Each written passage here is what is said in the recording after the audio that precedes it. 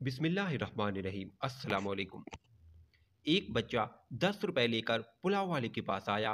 रेहड़ी पर ठहरे हुए लड़के ने चावल देने से इनकार कर दिया। मैं कहने ही वाला था, बच्चे को चावल दे दो, बाकी पैसे मैं दूंगा। इतने में पुलाव वाला खुद आ गया और बच्चे से 10 रुपए लेकर उसे बहुत प्यार से शापर में डाल कर दिए।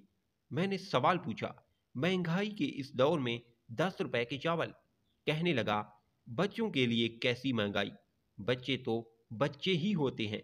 मेरे पास 5 रुपए लेकर भी आते हैं और मैं उन बच्चों को इनकार नहीं करता, जबकि 5 रुपए में सिर्फ शापर और सलाद के भी नहीं। लेकिन हर जगह मुनाफा नहीं देखा जाता। मैं छोटी छोटी चिकन की बोटियां भी देग में डालता हूँ, और वो उन बच्चों के लिए ही होती हैं जो 5 या 10 रुपए लेकर आते हैं।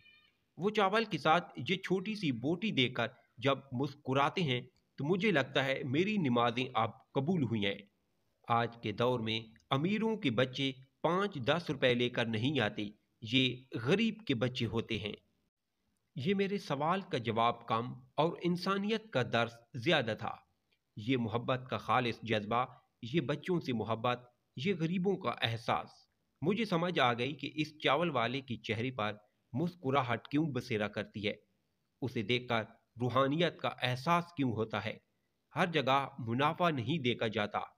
हर इन्वेस्टमेंट अगर दुनियावी फ़ायदे के लिए करते रहेंगे तो आखिरत में हमारे पल्ले क्या होगा। यहाँ कुछ ऐसी इन्वेस्टमेंट ज़रूर कीजिए जिसका मुनाफा वहाँ मिले जहाँ किसी का कोई नहीं। स्टोरी अच्छी लगी है तो चैनल को सब्सक्राइब ज़रूर करें।